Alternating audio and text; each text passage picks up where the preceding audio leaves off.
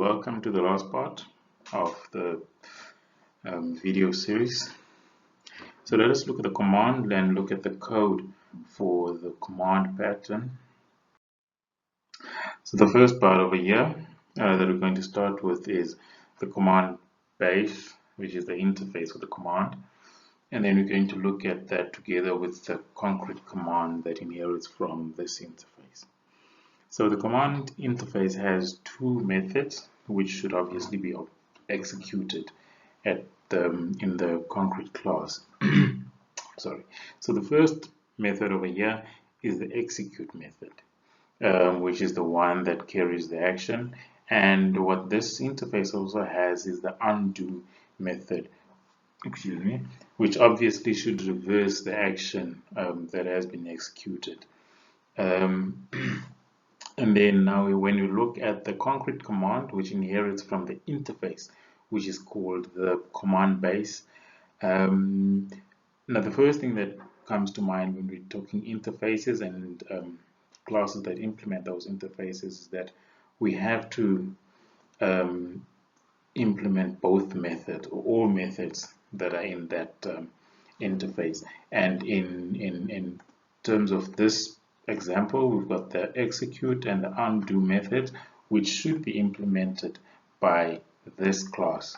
So here, over here, we've got a void execute method, which obviously comes from this interface. And then we've got a void undo method, which obviously comes from that interface. So now we've got our protected class, the receiver, which has the implementations for these methods. So we have to now call these through the execute method. So the receiver over here, we pass through that in the constructor, which is a parameter. And then we also have a parameter that is the string, which has the action for each receiver. So we call the receiver class.action method, which has that action. And then now we can also reverse that receiver's method over here by calling the reverse method. Okay, so these are the two classes. And then now we're going to look at the invoker class. Now the invoker class, as we've said, that it's responsible for executing the commands.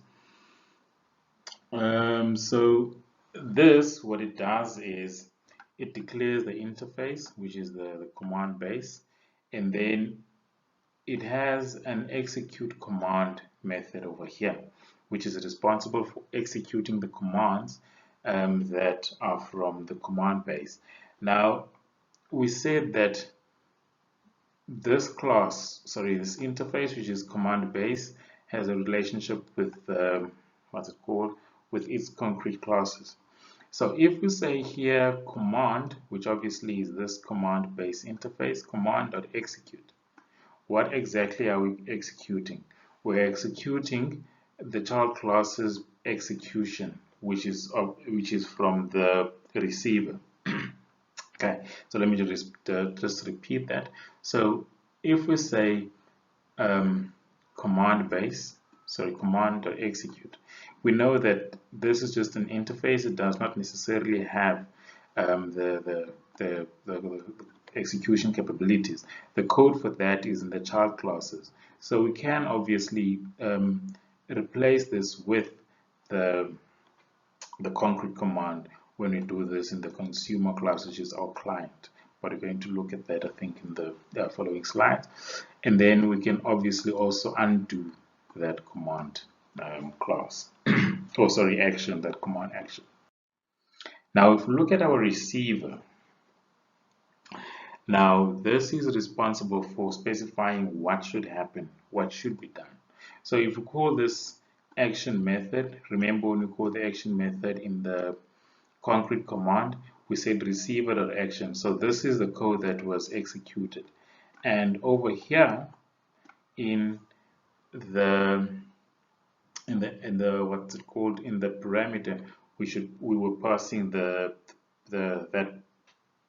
public parameter which was required, and then when we undo, we say action.reverse, but you have to look at now working with console. So we're just doing basic console and displaying a message of what should happen.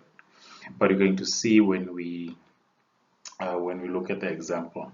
Okay, so the receiver knows how to perform the task, and here it's providing definitions or examples of simulations or definitions of how to perform the task.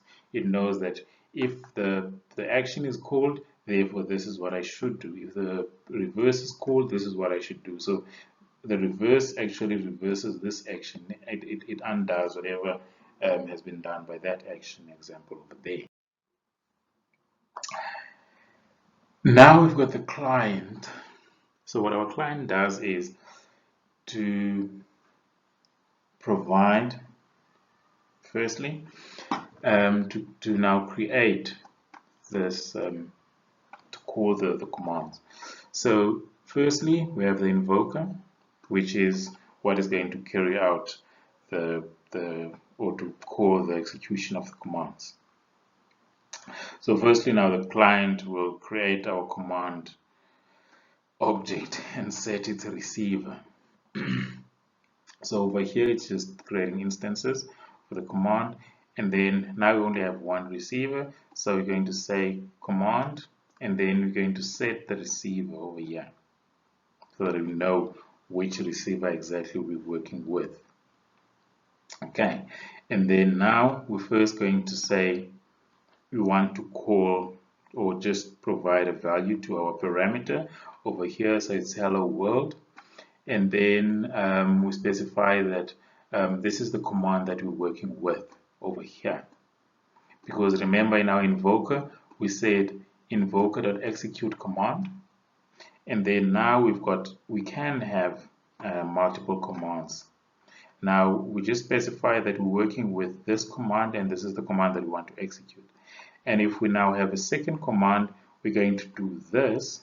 We're going to tell the invoker that we're working with now command number 2, and then we're going to invoke or undo those commands. Okay. Okay, so let us now look at the invoker where